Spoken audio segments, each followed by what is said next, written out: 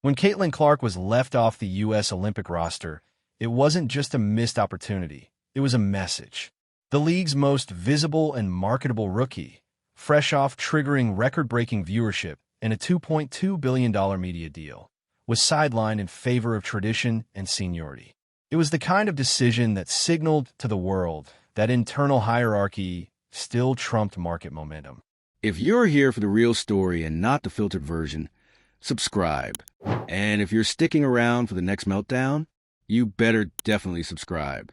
Meanwhile, Sophie Cunningham took a different route, leaning into visibility, embracing social media, and treating fan engagement like the currency it is. One capitalized on the future, the other clung to the past. That Olympic snub wasn't an isolated misstep. It was part of a broader pattern where internal discord cost players their negotiating leverage. As the CBA window opens, the ask is massive. Guaranteed revenue, sharing on par with the NBA. But without cohesion, professionalism, or a unified front, the veteran's hostility toward Clark becomes a bargaining liability. Brands, sponsors, and owners all see the risk. A league that punishes growth instead of fueling it. Cunningham's success proves that stardom isn't finite. Clark's rise could have lifted everyone. Instead, a refusal to adapt may end up costing the very financial future the players are demanding. Caitlin Clark entered the WNBA and instantly rewrote the rules. It wasn't gradual. It wasn't subtle. It was a jolt, a seismic shift in visibility, viewership, and value that the league had never seen before. We're talking a 170% spike in ESPN viewership. Sold-out games across the country. Indiana, fever road games outdrawing home games for other teams. Clark wasn't just a rookie. She was a walking media deal, a human headline, and a spark that lit a fire under a league that had long been fighting for mainstream relevance. The transformation wasn't theoretical. It was financial. It was real. A $2.2 billion media rights deal real. And for the first time in its history, the WNBA was starting to look like more than a subsidized passion project. It was stepping into major league territory, not just surviving on NBA support, but thriving on its own momentum. But just as the momentum started rolling, some players pumped the brakes. Hard. Instead of rallying around the unprecedented growth, a segment of veteran players decided to publicly undermine it. And it wasn't subtle. Podcast dismissals of Clark's college achievements. Eye-roll energy on social media. And on the court, cheap shots, hip checks, blindsides, physicality that had nothing to do with basketball and everything to do with sending a message. You don't belong yet. It looked petty because it was petty and at the worst possible time. While the WNBA Players Association was trying to push for a new collective bargaining agreement, opting out 2 years early to demand a 50-50 revenue split like the NBA, this internal chaos sent the exact wrong signal to the people who write the checks. Owners don't hand out bigger slices of the pie when the kitchen looks like it's on fire. The veterans didn't just attack Clark, they attacked their own leverage. Collective bargaining isn't just about raw numbers. It's about credibility, professionalism, a sense of stability. You want more money? Prove the league is cohesive. Show the structure is sound. Demonstrate long-term potential. But instead, the optics were fractured. Hostile, divisive. What should have been a united front became a live-action display of dysfunction. And through all of this, Clark said nothing. She didn't retaliate. She didn't call anyone out. She didn't drag the league through drama. She stayed locked in, took the hits, and kept delivering. Because Clark understood what the others clearly didn't. The whole world was watching. That silence? It wasn't passive. It was strategic, and it spoke volumes. Because while some veterans clung to a scarcity mindset, believing that Clark's spotlight diminished their relevance, Clark and players like Sophie Cunningham embraced the opposite, an abundance mindset. A recognition that star power doesn't divide the pie, it grows it. Sophie Cunningham didn't take the bait. She didn't feed into the Clark resentment spiral. Instead, she leaned into the opportunity. She understood that entertainment value is economic currency. She used pre-game tunnel walks like runway moments. She connected with fans, She turned visibility into branding, branding into contracts, and contracts into longevity. And that's the difference. While some players fought the new attention, Cunningham capitalized on it.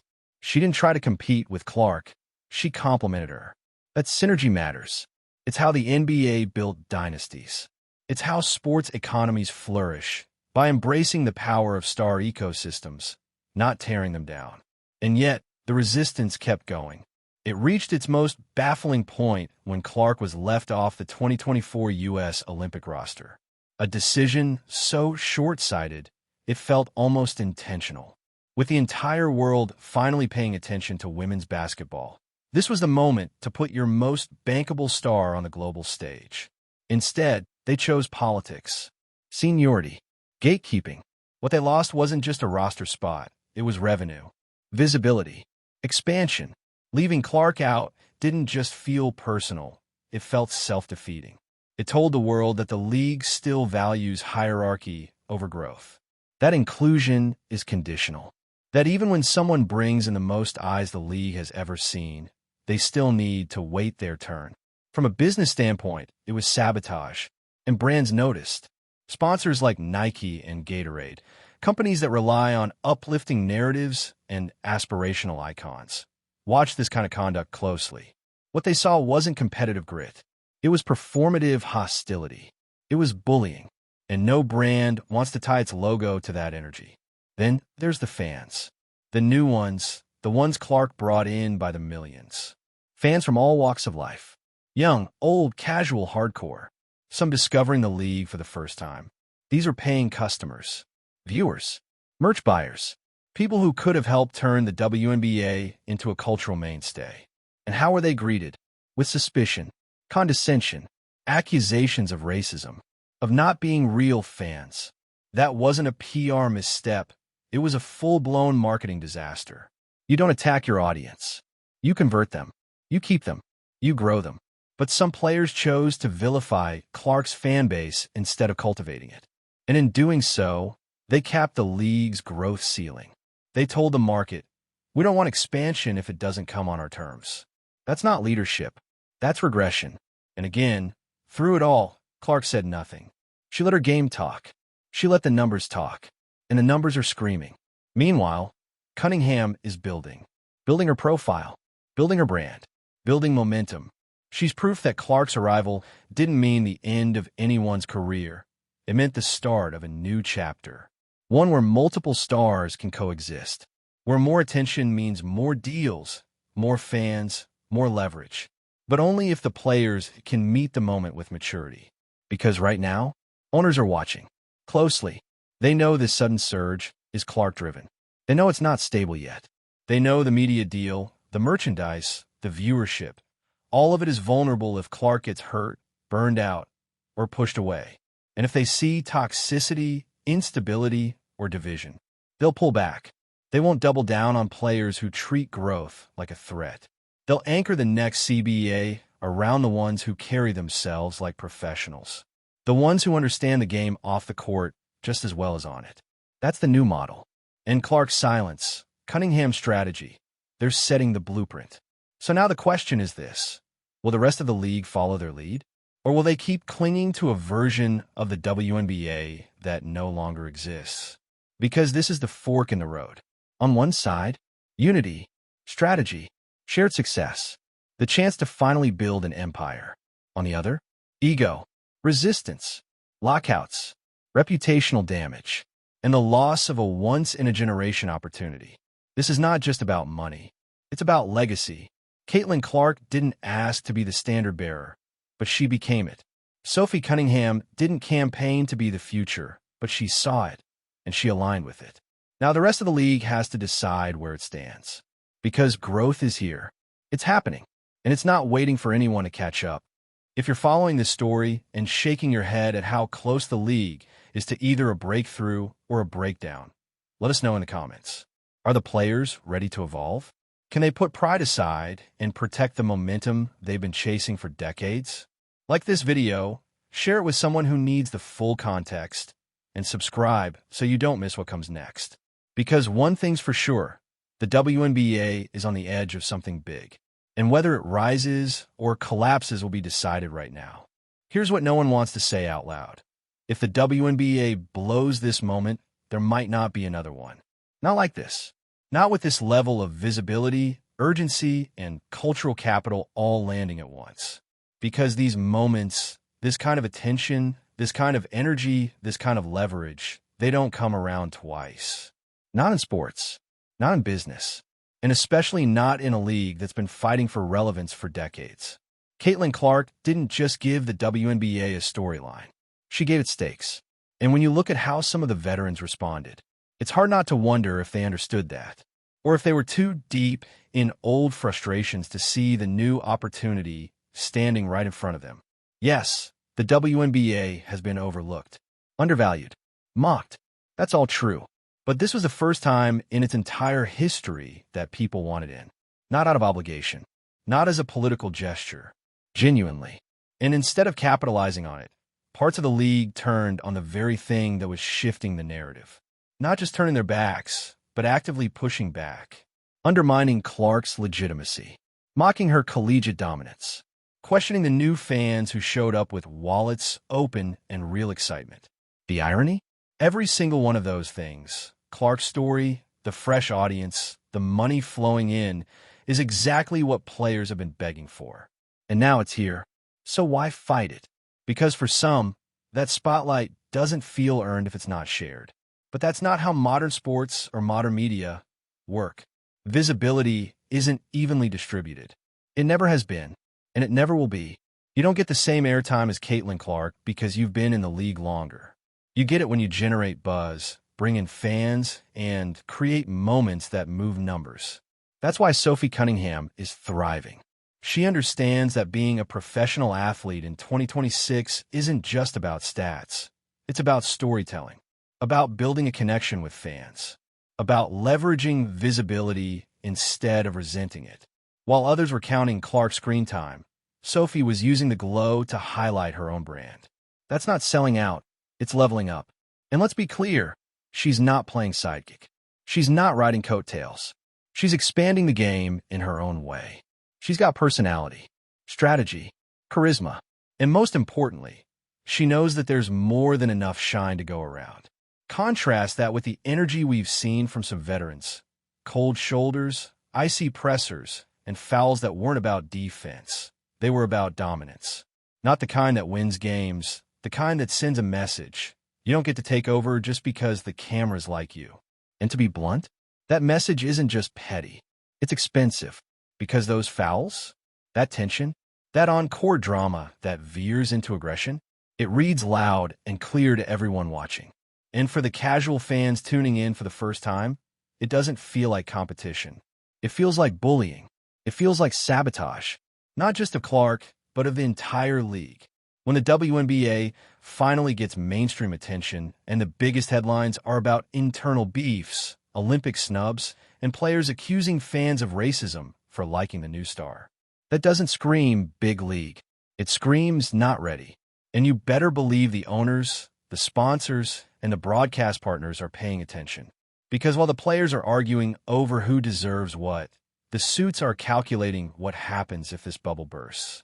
If Clark walks, if the toxicity gets worse, if fans get alienated, if the narrative sours, and what happens if that $2.2 billion media deal doesn't stick? Then what? That's the high-wire act the WNBA is on right now. A league that has never been this close to financial stability is balancing its future on the shoulders of a rookie and a few players smart enough to understand the assignment. And still, some can't see the forest for the fouls. They keep dragging the conversation back to fairness, to earning it, as if the league hasn't already decided where the value is. It's not personal. It's not even political. It's just business. Clark drives ratings. Clark fills seats. Clark sells out merch. That's why she's everywhere. Not because of bias, because of results. And every second spent complaining about it is a second not spent building your own brand, cultivating new fans, or improving your negotiating position ahead of the next CBA. And let's not forget, this is all happening while the WNBA is pushing for a revolutionary shift in how the league compensates players. A 50-50 revenue split, just like the NBA. On paper, it's bold. It's overdue. And frankly, it's possible. But only if you can prove that the league is stable, professional, worth investing in. When the optics are veterans targeting the face of the league, the Olympic Committee benching the most marketable player in women's basketball, and players insulting new fans, it's hard to argue you're ready for NBA-level deals. You can't campaign for more money while torching the very foundation it's built on. And it's not like the public isn't noticing. The division is visible. Fans are commenting. Clips are going viral. Everyone sees the tension. Everyone hears the commentary. Everyone's talking, but only a few are acting like professionals. Caitlin Clark keeps showing up, playing through the noise, and refusing to get baited into the discourse.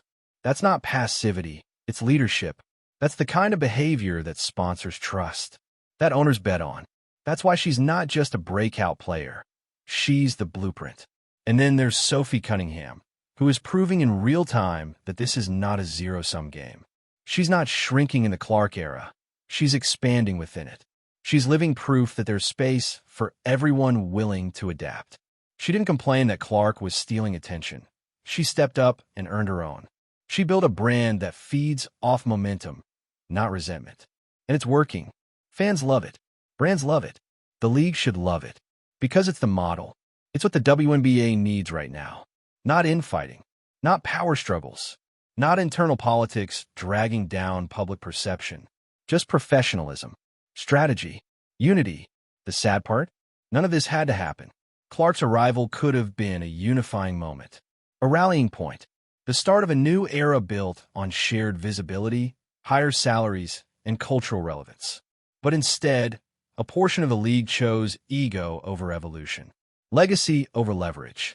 And unless that changes fast, the risk isn't just bad PR, it's a lockout, a watered-down CBA.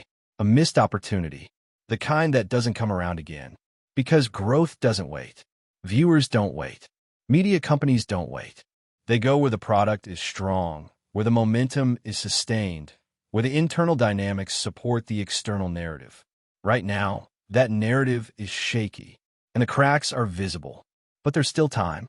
Time to reframe. Time to regroup. Time to get in alignment before it's too late. That means embracing the Clark effect, not resisting it. It means more Cunningham energy, less podcast shade. It means recognizing that the future of the WNBA depends on what happens right now. Do the players evolve, adapt, and elevate together? Or do they fumble the bag over who's getting more likes? If you stuck around through this, you already know this isn't just another sports story. This is about power, economics, and the kind of decisions that define legacies. The truth is, most leagues don't even get a Caitlin Clark moment. Most leagues don't get the media surge, the new fans, the back-to-back sellouts, and the billion-dollar broadcasting leverage, all wrapped into one. And when they do, they don't squander it fighting their own reflection. Yet here we are. Instead of capitalizing on the momentum, parts of the WNBA seem committed to tripping over it. As if Caitlin Clark's presence is some kind of threat to legacy instead of the biggest gift the league has ever received. It's not just frustrating, it's surreal.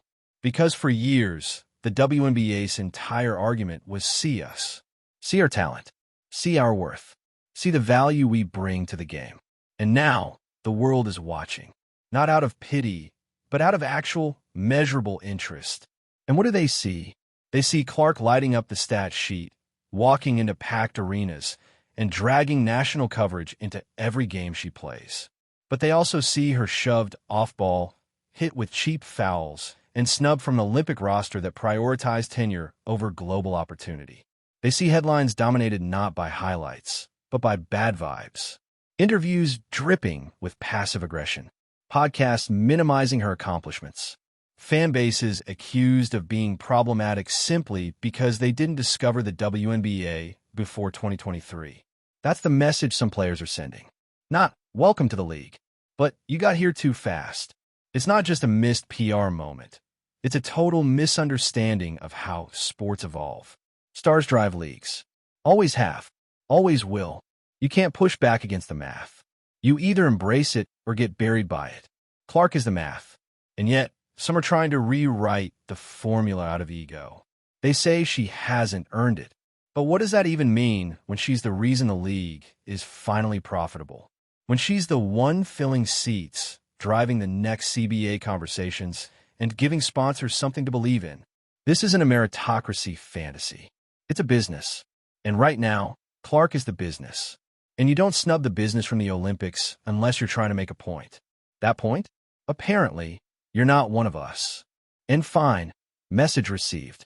But while you're playing gatekeeper, the gates are rusting. Because every time the league prioritizes seniority politics over smart strategy, it loses momentum. Every time a veteran undermines Clark publicly, it undercuts the league's negotiating power behind closed doors. And every time Clark takes a hit and says nothing, she wins the narrative without opening her mouth. That's what leadership actually looks like.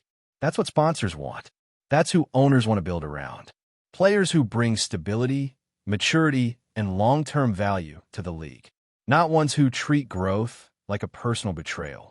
Meanwhile, Sophie Cunningham is over here running the playbook in real time. She's not caught up in the drama. She's capitalizing on the visibility. She's turning every game day into a branding moment. She's building with Clark, not against her. She's doing what everyone could be doing.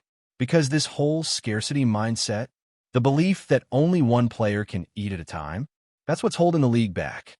Clark doesn't have to be the only star, but she's the one bringing the cameras. And when they show up, the smart move isn't to block the lens, it's to step into the frame. That's what Cunningham gets.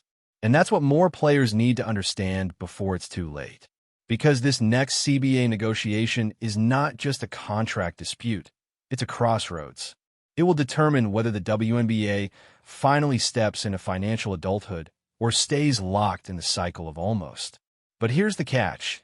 The league can't just demand a 50-50 revenue split and expect owners to take that leap if the product looks fractured. If it looks like the league is one rolled ankle away from collapsing or one locker room beef away from blowing up the brand, those owners will hesitate. And hesitation kills momentum. It's not enough to be talented or even deserving. You have to look like a smart bet.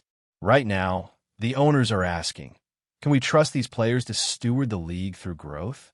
Caitlin Clark's handling of this chaos? That's a yes. Sophie Cunningham's approach to branding and unity? Also a yes. But the veterans throwing shade, drawing headlines for all the wrong reasons, and actively alienating new fans? That's a flashing red now. And maybe they don't care.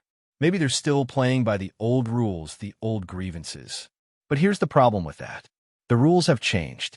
This isn't the league of 5 years ago. It's not about just staying alive. It's about scaling. And to scale, you need cohesion. You need vision. You need stars who understand that spotlight is currency. And the more of it that shines on the league, the bigger everyone's check can be. This moment is rare, fragile, powerful. And if they blow it, there's no telling when or if another moment like this will come again. Let us know what you think in the comments. Is the WNBA ready to grow together, or are egos getting in the way of evolution? Hit like if you're rooting for the league to win. Share this with someone who needs to see the full picture, and subscribe so you don't miss what happens next. Because history is happening. The only question is who's going to be part of it, and who's going to be remembered for standing in the way.